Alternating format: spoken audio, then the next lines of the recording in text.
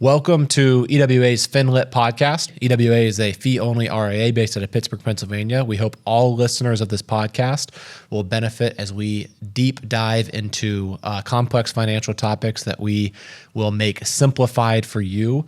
And we hope that this really serves as a catalyst so that you can make the best financial planning decisions for your family and also save time. Welcome, everyone, on this week's podcast. Really excited to have Jay Jacobs, who's head of Thematic ETFs at Blackrock, also a CFA, one of the brightest minds in our industry. So we're going to go in detail about several very timely topics. But first of all, just as an introduction to Jay, welcome to the podcast. Pleasure to be here. I thank you for still doing this podcast. I made a rude joke over email when we were scheduling about Jay is from the Bay Area, so I made a joke about the Chiefs and the 49ers. But are you recovering okay after the Super Bowl, Jay? We've given it a little time. I'm recovering, but it's gonna take a little while to fully heal these wounds. Well, one of your main jobs is obviously like looking at the market and what the best investment opportunities are.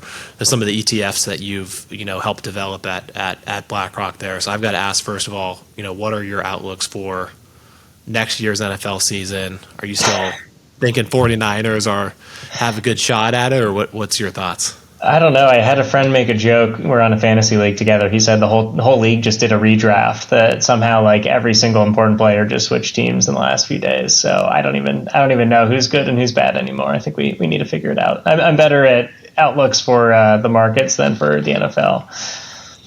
Well, I had a conspiracy theory that Taylor Swift, they were going to miss hundreds of millions if she wasn't at the Super Bowl, but that doesn't hold true with once she was there. I don't think there was anything. I think it was a fair game, but either way, the 49ers are still loaded. So best of luck next year. Thank you. Okay, well, let's get right into it. So Jay, I think one of the biggest questions we get from clients and just we hear out there is what's going to happen with interest rates. Now we've researched. There's lots of Fed rate cuts in sight, but what are your thoughts on this, and what should investors be looking out how to navigate this moving forward?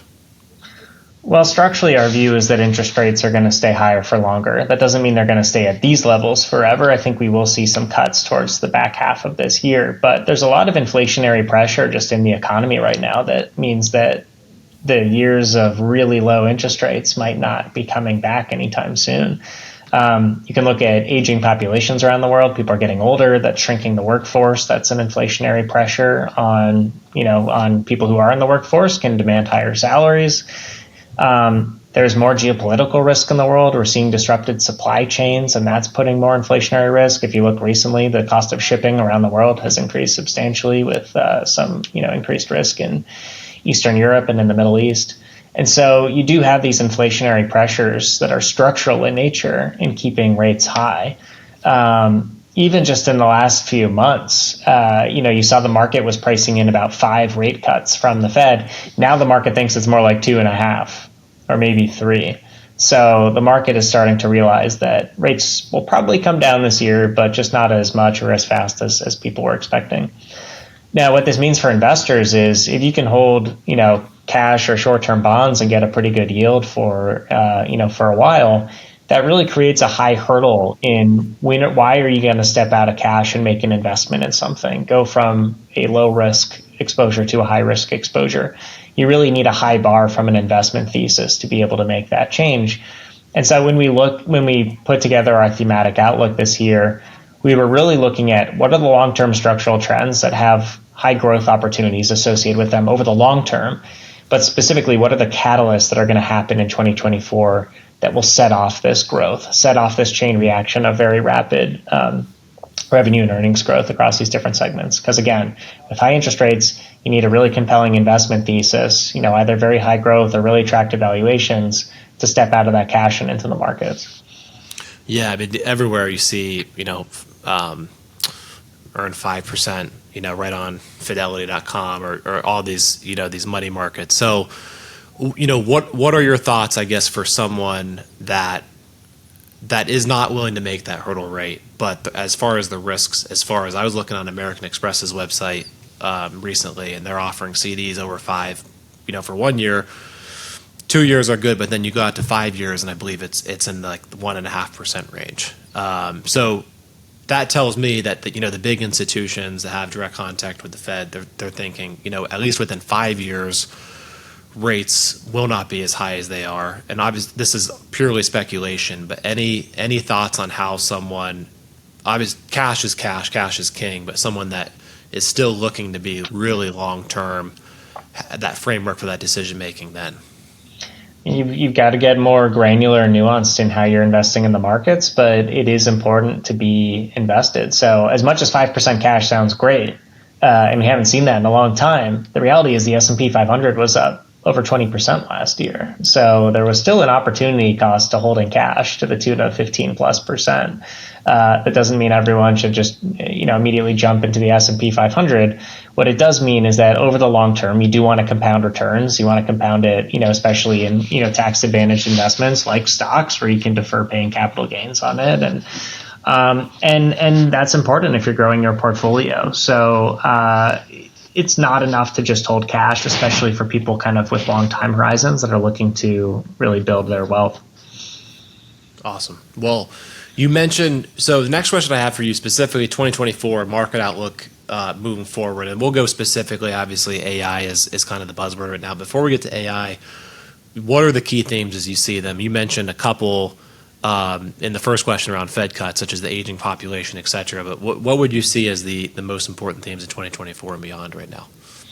Yeah, so through a thematic lens, again, we're looking really kind of long term at what are these structural trends and what are the catalysts that are happening in 2024 to accelerate them. And so we really look at three buckets. The first is AI and digital disruption. Seems like it's been a long time ago. It was really only 16 months ago that ChatGPT came out and really completely changed the trajectory of AI adoption. The second theme, and more related to aging populations, is healthcare innovation. We think we're on the precipice of several major innovations in the healthcare space. And then finally, the third area that we're looking at is really rewiring supply chains. And, we know we're heading into an election year, not just in the United States, but around the world. About 50% of the population is going to be voting for new leadership. And there's still supply chains are getting rewired, and countries are looking at kind of partnering with new countries and making new policy changes to really rewire what supply chains look like going forward. So as a follow-up to the first thing with AI and the digital, so I know one of the recent moves that we've made at EWA is to just go to not try to guess which company, but to go right into an ETF that you guys have created called SOX. SOX is the semiconductor, and this AI doesn't exist without these very advanced chips. I wanted to hear, what are your thoughts about that, and then what other ways can someone I want to say safely but very logically go into that first play around the AI and digital space? So far in the markets, there's been so much talk about AI, but the reality is only a handful of stocks have really benefited from the AI movement thus far. And they're referred to in financial media as the Magnificent Seven. These are some of the largest, most powerful tech companies in the world, from hardware manufacturers that are making really powerful chips to platform developers that are creating or supporting the ChatGPTs, the Claudes, the Geminis of the world that are these AI platforms that are getting a lot of attention. Last year, on average, those Mag 7 stocks were up over 80%, I think close to 100%. But we have a basket of AI stocks, over 100 around the world, and excluding those 7 major companies, the average return was about 13%. So a huge difference between those top 7 and the rest of the AI space, which to us means if you're really bullish on AI and really see it as an incredible transformation to the global economy, which we do, there should be a lot more breadth in companies that are benefiting from that. It is not just going to be those 7 that win. And so one lens that we look at it from is what we call the AI tech stack. And it's really thinking about almost like a layer cake, these different levels of these different companies that are involved in AI and touch it in different ways. And so, you reference SOX, semiconductors, that sits kind of at the bottom, at the foundation of our tech stack around AI, which is It doesn't matter what platform you're building. It doesn't matter how you're using AI, who's using AI. Any AI that's going to be developed has to use semiconductors because ultimately it is a number crunching game. It requires really powerful semiconductors to crunch numbers to process AI. And that should really benefit really an entire basket of semiconductor stocks around the world. You have, and just to break it down a little bit more, you have GPUs, graphics processing units, which are really the Ferraris of semiconductors. They are incredibly expensive, but incredibly powerful. And these are the state-of-the-art chips today that are being used to train a lot of these AI platforms, to teach them how to create images, to speak, almost like a human. But then you also have CPU manufacturers, central processing units. These are much simpler chips, and they're really good at kind of just processing single streams of information very quickly. As AI gets more trained up, you won't actually necessarily need as many GPUs anymore. You might need more CPUs. This is the difference of like if you're learning if you're learning how to do math versus doing math problems, by the 20th problem, it gets a lot easier. It's the same thing with semiconductors. Training AI is hard. Once AI is trained, you can use simpler semiconductors to do so. So when we look at the opportunity within semiconductors as that layer of the AI tech stack, we want both. We want the GPU manufacturers. We want the CPU manufacturers. We really want exposure to that entire basket because more and more AI adoption, one of the critical choke points is just building more semiconductors to power that. Now, on top of that, though, there's other aspects of this AI tech stack. So all of those semiconductors have to be housed somewhere. There literally has to be digital infrastructure that provides power to those semiconductors, that cools those semiconductors, that provides security so these places can't be attacked or hacked in some way. And so there's a whole digital infrastructure layer, literally the physical real estate that supports those semiconductors. So far, those companies have been somewhat ignored by this AI fascination, which I find to be kind of a missed opportunity by the markets. There's absolutely going to be more demand for this infrastructure. In fact, probably we need about twice as much infrastructure over the next 10 years to be able to satisfy all of this AI growth. And then you have the platform developers. So this goes back to some of those Magnificent Seven stocks, the people that are developing these really revolutionary AI technologies. These companies have a lot of software engineers, have a lot of money, have a lot of data, and all of that is very valuable for training up AI. And then finally, on top of all of that, you have the applications that are going to be built using AI or enhanced with AI. For example, think about travel services. Right now you're booking a trip, going to California. You got to go to a travel website, you're putting in your dates, you're playing around with different preferences around nonstop or price or where you want to sit on the plane. And then you got to start booking reservations. And you can spend hours building an itinerary for a trip. This is actually pretty easily doable by AI. And if it knew your preferences or if you input, I'm here for 3 days, I want to focus on being outdoors and getting sun, and here's my budget, go build me an itinerary. AI could do that very easily. And this is a huge product enhancement for travel websites, because if it's easier for you to book travel, you're going to do it more often and probably spend more money. So to us, the applications that are going to incorporate AI, like those travel websites, like healthcare providers that maybe can do more with your data, like legal providers, legal service providers that can give, faster turnaround on legal documents, you name it, there's all these different use cases. Those products are really going to be enhanced by AI. What I like to relate this back to is one of the most revolutionary and almost underrated technologies of the last 10 years was the leap from 3G connectivity on your phone to 4G connectivity on your phone. Now, 3G feels like so long ago that we forget, but basically the first iPhone was 3G only, and you could basically text on it. If you tried to load a website, it took a really long time. You could really never watch videos on it if you're trying to download that from cellular connection. But when 4G came out, you had faster connectivity, you had lower latency, and all of a sudden you could shop on your phone, you could do social media on your phone, you could watch YouTube on your phone, you could do all these things through 4G technology because it was this incredible platform that enabled all these other applications to be built on top of it. We see AI the same way. The AI product is not necessarily ChatGPT. It's the other businesses and products that will be using ChatGPT to power them to become more powerful. Could be that travel website. Could be something we've never thought of yet.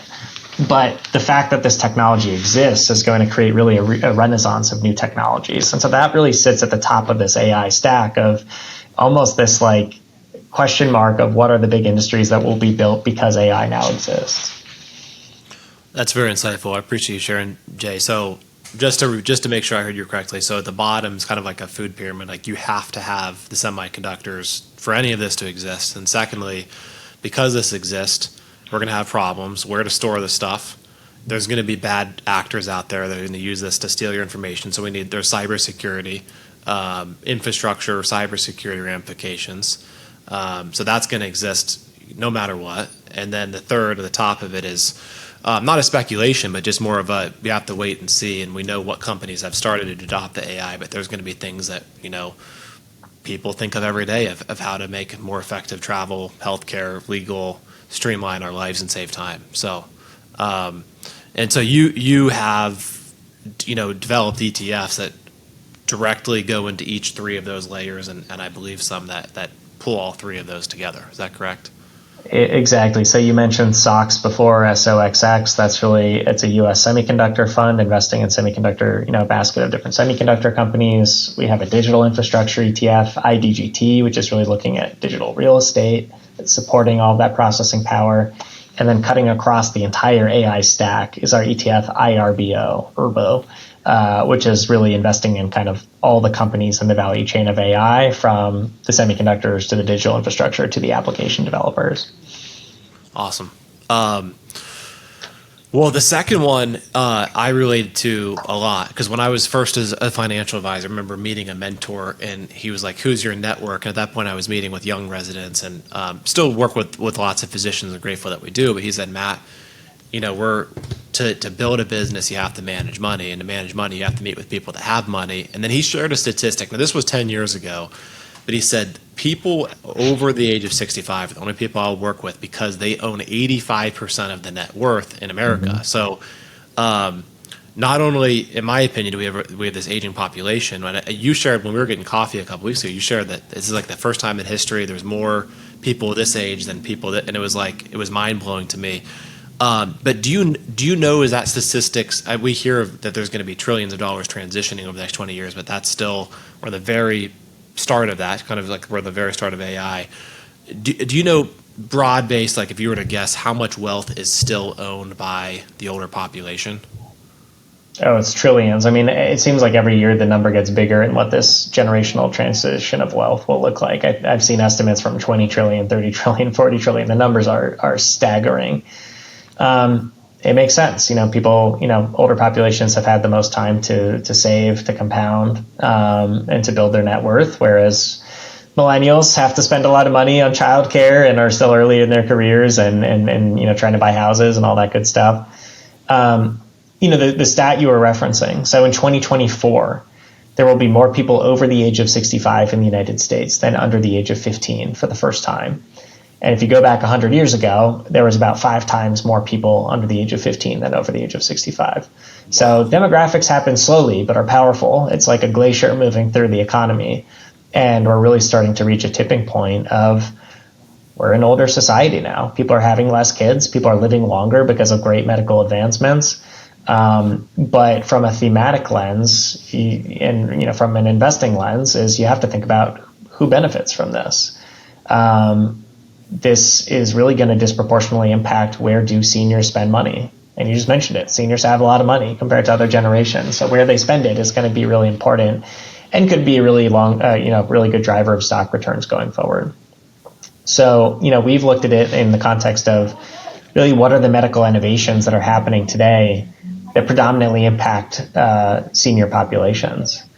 So just in the last year or so, we've seen a huge rise of GLP-1 drugs, which a lot of people view as weight loss drugs, and it is being used in that context, but really it's designed to treat diabetes, which predominantly impacts seniors. We've seen phase 2 trials for things like for skin cancer vaccines We have seen the first breakthrough in Alzheimer's in about 20 years, with Leqembi being approved by the FDA and some other fast follows there. So there's some really incredible medical advancements that are just happened a few months ago and are starting to commercialize, maybe about to happen in the coming months, that really treat some of the diseases that predominantly impact senior citizens. So you have the aging population tailwind, you have the AI tailwind. Right now, major drugs cost about $2 billion to develop and take 10 years from idea to approval from the FDA. We believe that AI could potentially cut that by 25 to 50%, both the time and the cost, because there's a lot of number crunching that has to be done. You can look at genetic data, you can look at different drug compounds, you can model them with computers and really save a lot of time and cost by leveraging AI effectively. There's other areas within the medical system where AI could, be doing a better job resourcing hospitals, making sure people are in the right place at the right time, ordering the right amount of devices and supplies. So this is one sector that in particular we think AI can really enhance, either through accelerating revolutionary drugs as well as to reducing unnecessary costs.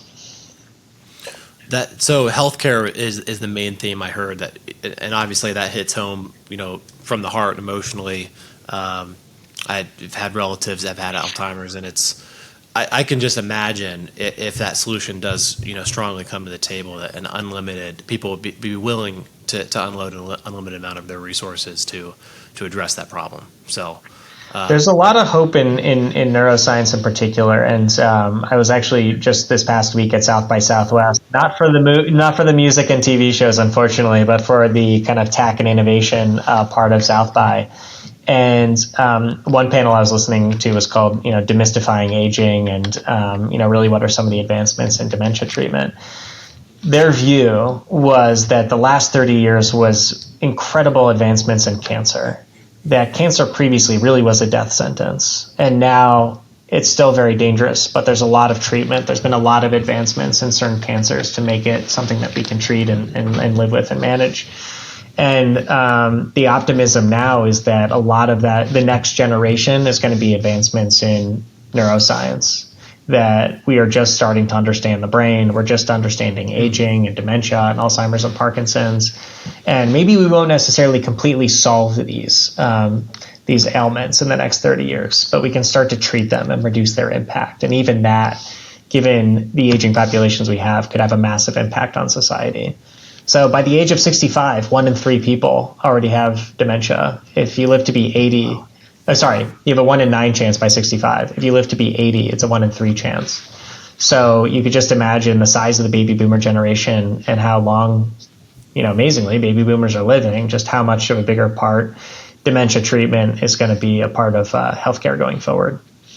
Interesting. So off the cuff here, before we get to the third thing, when you mentioned that half the world's going to be out to vote this year, so fast forward 10 or 20 years, and with the healthcare innovations, people may live longer, and the wealth transfer may be a lot longer than we think. But let's assume that does start that trickle-down effect of that. There's a big inheritance come. They come to families that don't necessarily have kids, as you mentioned. How do you see that 10, 20 year out, when that wealth transfer does go, to the younger generation? How do you see that affecting the economy at all, if at all? It could have massive implications. I mean, let's look at it from kind of the consumer angle. Again, where do people spend money? Millennials and Gen Z will be kind of the big inheritors of this wealth transfer. And these are 2 generations that are digital native. We grew up with the internet. We grew up with computers. We grew up with being able to have on-demand music and TV and all kinds of content in our pocket at any second. And so you can look at some kind of consumer surveys about how baby boomers spend money versus millennials and Gen Z. And there's really big differences. Like millennials and Gen Z prefer digital experiences and lifestyle experiences, whereas, and these are generalizations, but baby boomers tend to prefer kind of more physical goods. Think about the massive house tends to be, the baby boomer, whereas the luxurious vacation and taking a bunch of photos on it and posting it to Instagram tends to be the millennial. And I know these are kind of stereotypes, but there are surveys that kind of back this up in terms of preferences. So if you think about it from that consumer lens, it is important to see how these trillions of dollars will ultimately be spent. I think the other aspect, and there's probably a bigger conversation on this, which is how do millennials and Gen Z like to invest? We see that younger generations are much more likely to use ETFs. We see younger generations are much more likely to be invested in digital assets. And that could have, big implications for the market as well as those trillions of dollars, find their way into the investing world.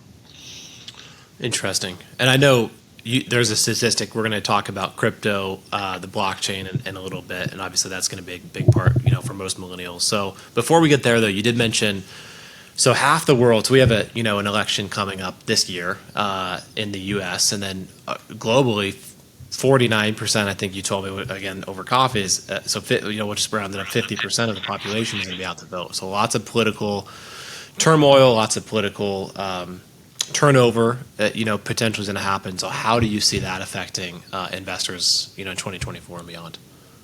I mean, we like to kind of paint with the longer term brushstrokes of what's happening structurally with supply chains and geopolitics. And I think, one of the things that it's been set in motion since the financial crisis, frankly, is a rewiring of supply chains, that there's a bit of a focus on how can the United States become more resilient in things like manufacturing? Who does the United States partner with in their supply chains?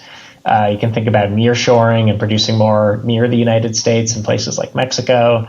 You can think about friendshoring and the United States developing relationships with places like India, which has a really large, youthful, tech-savvy population unto itself. So there's a big effort underway to really think through what does supply chains look like, in the 2020s and beyond. I think this is a big implication of just what's happening geopolitically around the world today. So we mentioned a few of them, but one of the big winners here is Mexico. You have USMCA, so you have free trade with Mexico. Cost of manufacturing in Mexico is about 1/10 of the cost of the United States, incredibly close with proximity. And then you have a couple public policy pieces that have passed in the last few years, like the Inflation Reduction Act, to really promote domestic manufacturing or North American manufacturing of things like electric vehicles. And so you've already seen a big ramp up in production through Mexico. It is now the biggest trade partner of the United States. And so we expect that trend to continue.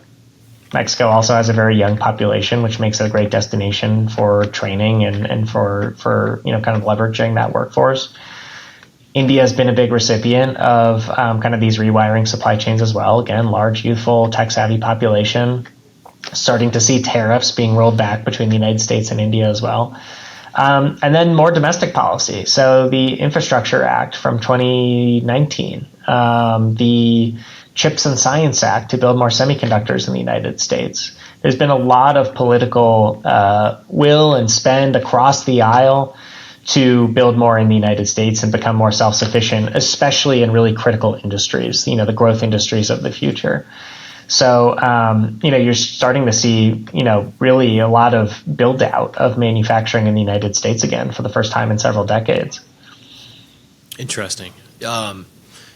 So one of the conversations we had really recently when we implemented the portfolios is excluding in the emerging markets, excluding China. So obviously, an ETF that excludes China and still in emerging markets, there's going to be heavier weights to some of these countries that you just mentioned, like Mexico and India, et cetera. So one of the statistics I've heard is the 2008 housing crisis in the U.S. If you look at that, where the leverage was there, and you look at that compared to China right now, China's 3 times where we were in 2008. So I believe that's one of the reasons coming up with that recommendation to exclude China, and that goes directly into who's going to benefit from that, which you just mentioned. But do you have any other thoughts on the landscape? Where the U.S. is currently with China overall?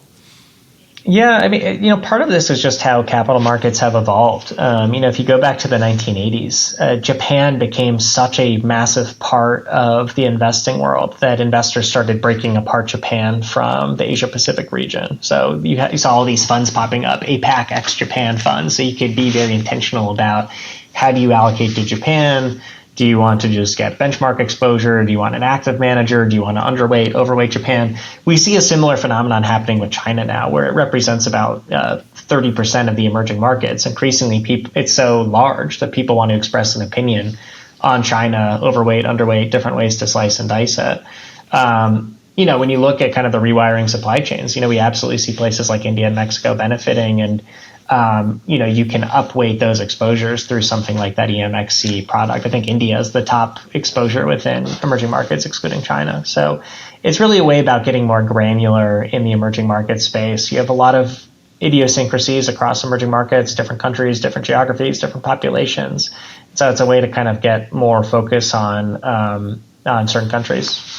Awesome. Okay, well, going back 1 second about the millennials. So there's this wealth transfer. So let's talk about Bitcoin. And recently, BlackRock released this extremely economical solution to someone that doesn't want to go in and have cold storage, hot storage, and all these. A lot of people I don't think have gone into Bitcoin, especially the older generation, just because how complicated it would be to do it properly. So, I guess the first discussion we can have, do you have any statistics to share on adoption rates, millennials moving forward, and then let's specifically talk about why was this Bitcoin launched and what are the pros and cons to it? Yeah, so at a big picture, we've seen digital assets being adopted at a rate that actually exceeds other revolutionary technologies, things like the internet and mobile phones. And there's different use cases for it, but I think a lot of it has to do with demographics, with a digitalizing economy, where if you're a digital native, millennial, Gen Z, you tend to have kind of a predisposition towards digital assets and digital currencies. So there's a lot of tailwinds towards kind of the adoption of Bitcoin itself. From an ETF lens, the challenge has really been about accessing Bitcoin. Previously people had to go open an account with a crypto exchange, buy the crypto, which can often be very expensive to purchase on an exchange. It's kind of like going to an airport and getting a currency exchange. You don't really know if you're getting a great rate or not. And then often it's getting stored in hot wallets, meaning it's being stored in a way that's connected to the internet. Now, what's really kind of state of the art, the best way to do this for a lot of investors is to do cold storage, to keep Bitcoin offline in secure vaults. And so the ETF itself is really focused on, can we provide better access to Bitcoin? Can you buy it through your brokerage or advisory account to sit alongside your stocks and bonds so you don't have to go to an exchange? Is there more convenience here? Can you get tighter trading, lower costs with that trading, more efficiency with taxes? And then ultimately, can you get institutional grade quality, really being able to store it in cold storage in a way that's really kind of the state of the art? And the ETF really wraps all those things together. So in a lot of ways, this is just solving for one of the pain points of investors is how do you get convenient, efficient, high quality access to Bitcoin, which is something that people wanted for years and now finally can get through an ETF like iBit. Okay, so iBit, let's just dig into details. Like I'm a investor, considering this. So if I buy iBit, do I actually do I own the Bitcoin? Does BlackRock own the Bitcoin on my behalf, or how does that work?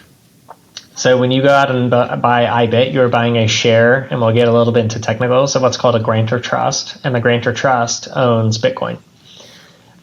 So you are getting, really precise access to Bitcoin through that structure. This is the same structure that's been in place for over 20 years for gold ETFs. Gold ETFs allow you to buy a share of the ETF, which is giving you a share in a grantor trust, which has a vault, which owns gold in that vault. It's really a very similar construct, with this, of course, being around digital assets. So you hold the actual Bitcoin, and do you hold that? Not you, BlackRock, to hold it from a cold or hot perspective?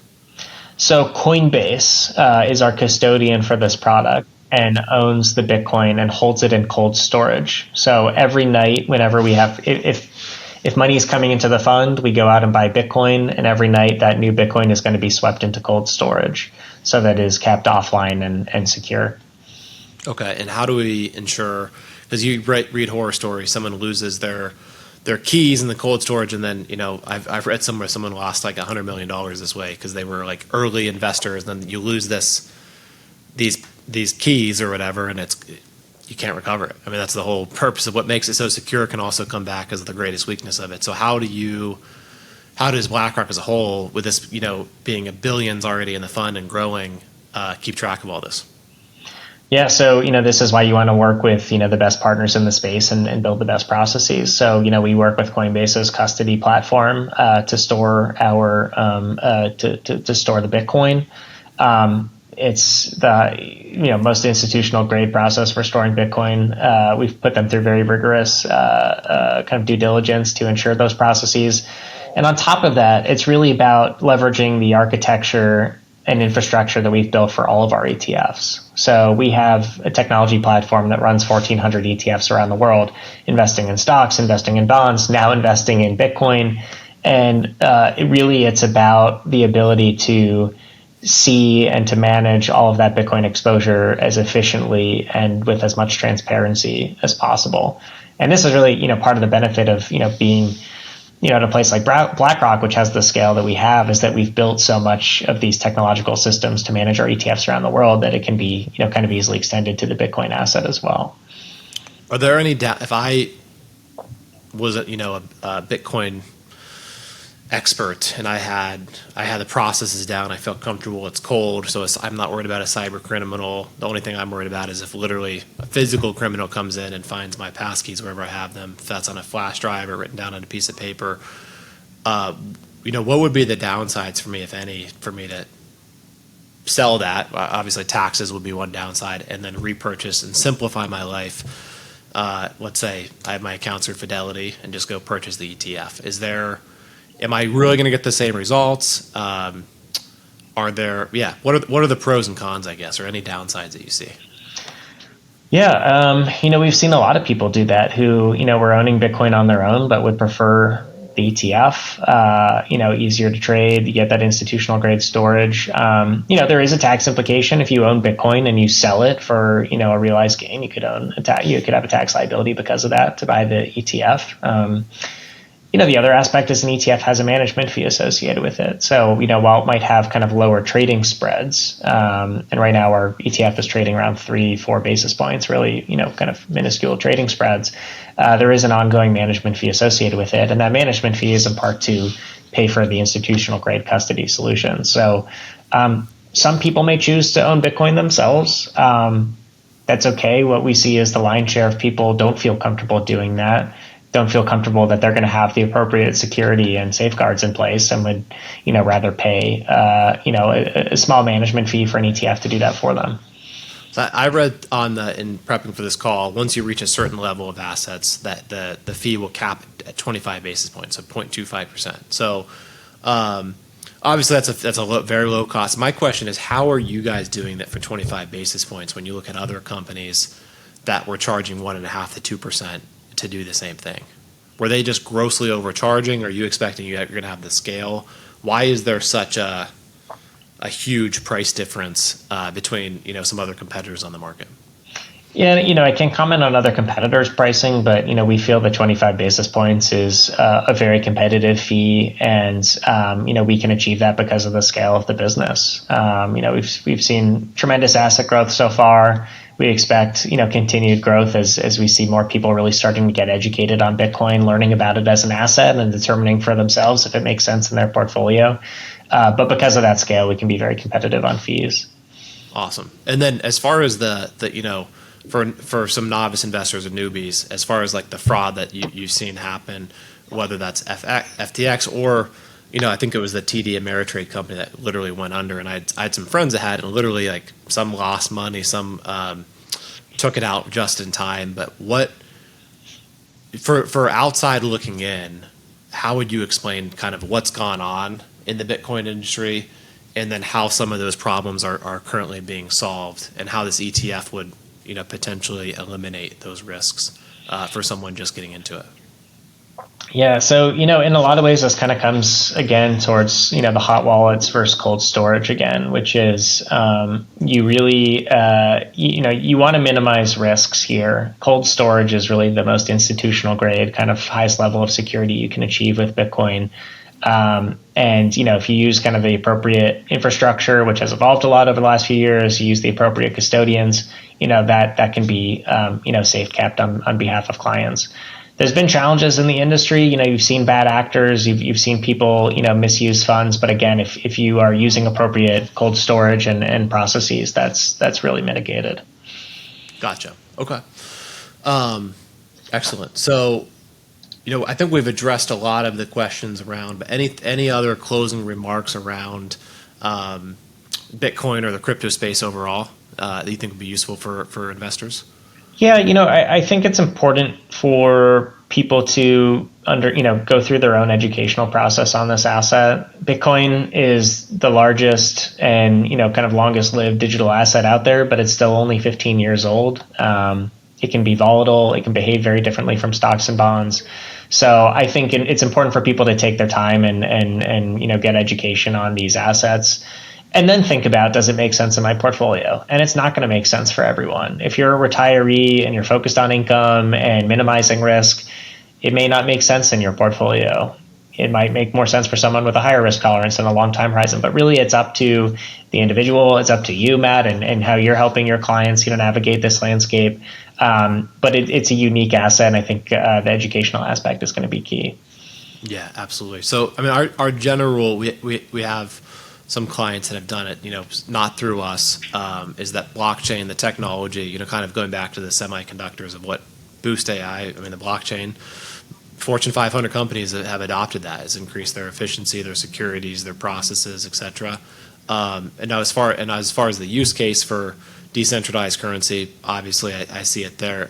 As far as adoption rates go, when do you see a time in the next year, 10 years, 20 years that it's normalized? I know people do pay with Bitcoin. It's very, I don't know what percentage of transaction it is compared to a credit card or cash. I'm sure it's very low.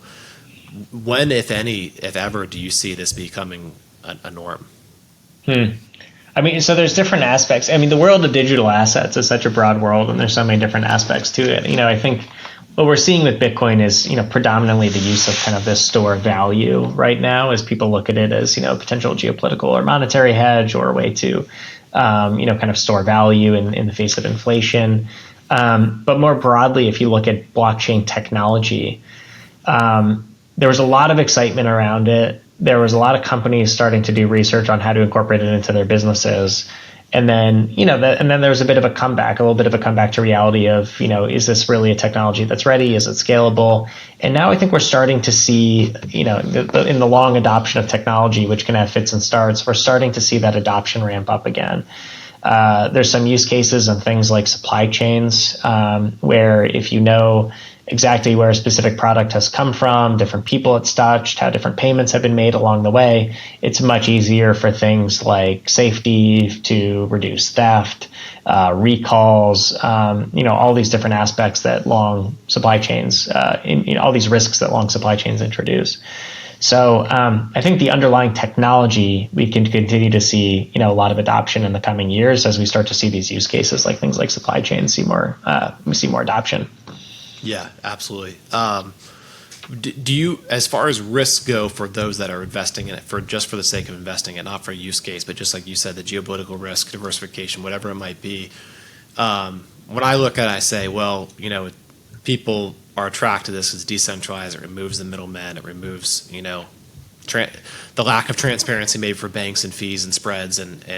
But then when you really look at it, and you look at the U.S., one thing they never mess around with, it's like the opposite of the justice system, is you're guilty until you're proven innocent, is taxes. And so, the government, in my opinion, is not going to mess around with not getting their tax money. People aren't reporting it. They're not reporting gains. And then it seems to me that it's kind of self-defeating the purpose of it being private, of it being decentralized. If there is, 100% transparency, I think the government's going to require.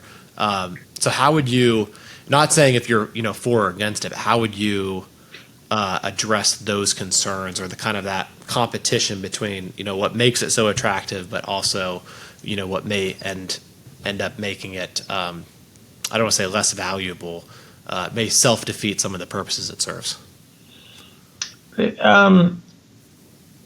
I think both things can exist. It can be decentralized. It can have different use cases as a geopolitical monetary hedge, as a store of value, as a bet on further adoption of blockchain, and you can still pay taxes on it. I don't think those things are in conflict. One of the great use cases of the ETF is it does simplify the taxes. So tax code around digital assets, it's a little nuanced. The reporting's a little nuanced if you own digital assets directly. If you own a Bitcoin ETF and a brokerage account, you get, a 1099 at the end of the year like any other asset. And so that just simplifies it for investors. And I think to a lot of investors, that's kind of a relief that it is a simple reporting process. So, just another kind of use case for the ETF versus owning digital assets directly is that tax simplification. Awesome. Well, Jay, can't thank you enough for coming on. Super insightful, incredible wisdom. I want to ask anything we missed or any other themes. What, if any, underrated themes are out there other than the main three that you hit on today? Man, we covered a lot of ground today. What's underrated? We still see a big story in U.S. infrastructure as well, and this is kind of somewhat tied to the supply chain story, but a lot of money being spent to upgrade roads, airports, digital infrastructure, as we manufacture more in the United States, as we do more nearshoring with Mexico. All of that infrastructure build out should be really positive for economic growth in the United States, but also create, some very specific winners of companies that build and manage infrastructure. So that's something else that's on our mind as we think through next, 5-10 years. Awesome. Well, Jay, can't thank you enough for joining. Very insightful, one of the brightest minds in the industry, and very, innovative in some of these ETFs that you've helped co-create at Blackrock. So can't thank you enough for your time and joining the podcast. Yeah, pleasure to be here. Thanks for having me, Matt. Thanks for tuning in to our podcast. Hopefully you found this helpful. Really hope this is as beneficial and impactful to as many people across the nation as possible. So hit the follow button. Make sure to rate the podcast, and please share with any friends or family members that would also find this beneficial. Thank you very much.